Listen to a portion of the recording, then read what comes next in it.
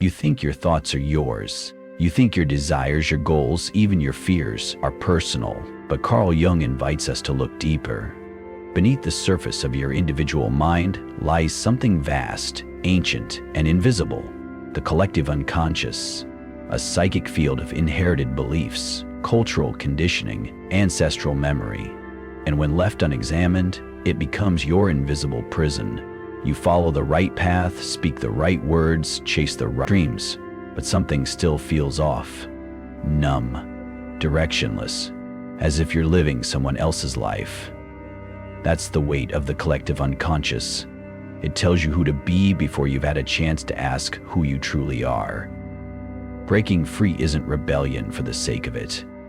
It's an act of remembrance, of peeling back what was placed upon you so you can hear the quiet voice beneath, the one that has been yours all along. In the reflections ahead, we'll explore 5 essential steps to awaken from the trance of collective identity and walk the path of the self, not the path handed to you, but the one you were born to walk. Because freedom isn't out there, it begins within. Recognize the trance. You've been living someone else's life. We rarely question the life we're living until something breaks. A quiet discontent, a moment of collapse, a sense that somehow this isn't mine. Carl Jung would call that moment sacred, because it's often the first time the self begins to stir beneath the weight of the collective unconscious. You've been taught who to be since birth, not maliciously, but mechanically. Society rewards obedience. Family rewards familiarity. Culture hands you a script before you know how to write your own. You are praised when you follow it, punished subtly or overtly when you stray. So you learn to fit in, to reach for what others call success, to believe what others believe, to chase dreams that never quite feel alive in your hands. You wear clothes that don't belong to you, not on your body, but on your soul. This is the trance of the collective. It's not loud, it's subtle. It moves like background music you didn't know was shaping your steps. But when you pause, really pause, you may begin to hear a different rhythm. The awakening begins not with rebellion, but with recognition. Ask, whose voice is this in my head? Whose approval am I chasing? Whose life am I living? Because you cannot find your path until you realize you've wandered off it. Disidentify from the persona. The mask is not you. The persona is the mask you wear to meet the world. It's the version of you crafted for belonging, for acceptance, praise, safety. It is necessary. But Jung warns the danger lies in forgetting it's a mask. We all need personas to navigate life. The professional, the parent, the peacemaker. These roles help us function. But when we mistake the role for our reality, the soul begins to starve. You find yourself performing connection instead of feeling it. Smiling when your heart is breaking, agreeing when your spirit is screaming no. This dissonance isn't dysfunction, it's a signal. The true self is pressing against the surface, longing to be seen, not curated. The persona says, this is who I need to be. The self whispers, this is who I am. To disidentify from the persona, you don't need to destroy it. You need to create space between the mask and the mirror. Ask, when did I put this on? Who taught me I had to be this way? What part of me has never been allowed to speak? Peel back gently, let the mask slip. Let the face beneath emerge, raw, uncertain, honest. Because your life doesn't need more polish. It needs presence. Follow the symbols, not the scripts. The world offers scripts, linear, logical, externally validated. Go to school, get the job, find the partner, buy the house. These steps form the scaffolding of a socially approved life. But Jung understood. The soul does not speak in scripts. It speaks in symbols. Symbols are the language of the unconscious. They appear in your dreams, your daydreams, your fascinations and fears.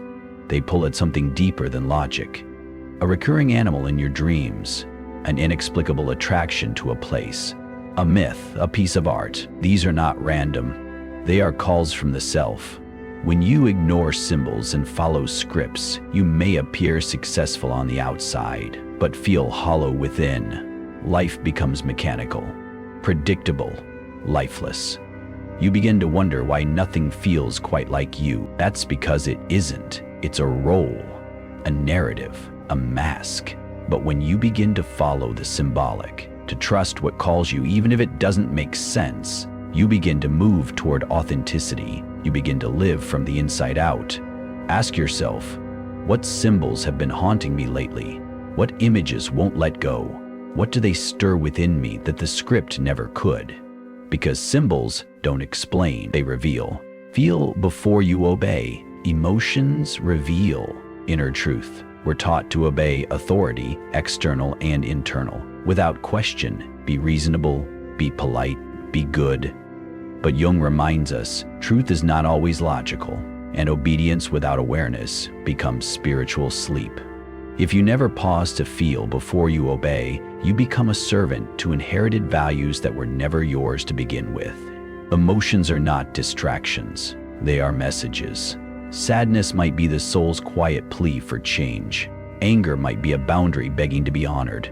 Anxiety might be the tension between your truth and your conditioning. And yet, we've been trained to suppress, justify, and override them, especially when they threaten the status quo.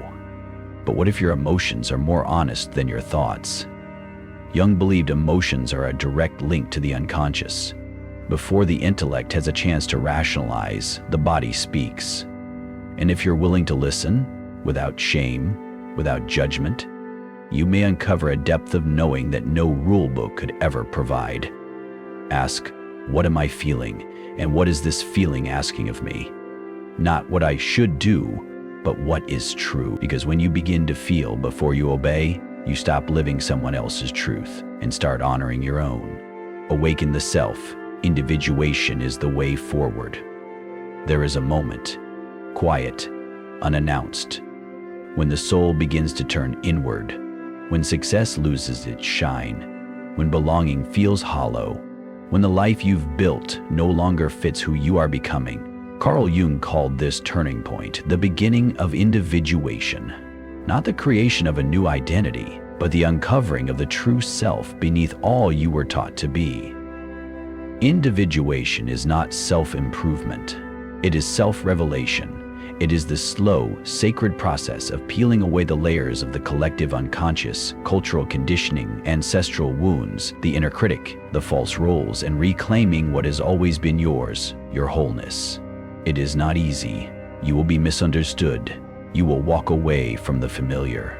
You will grieve the version of you that kept everyone comfortable. But what you find in the silence is something you've longed for without knowing: yourself. The self is not your personality. It is not your achievements, not your wounds. It is the center of your being, the still point from which everything authentic flows. When you live from that place, decisions feel aligned. Relationships deepen. The noise of the world fades into the background, and what remains is presence, clarity, truth. Individuation is not a destination, it's a path, a lifelong unfolding, and the only way forward is within.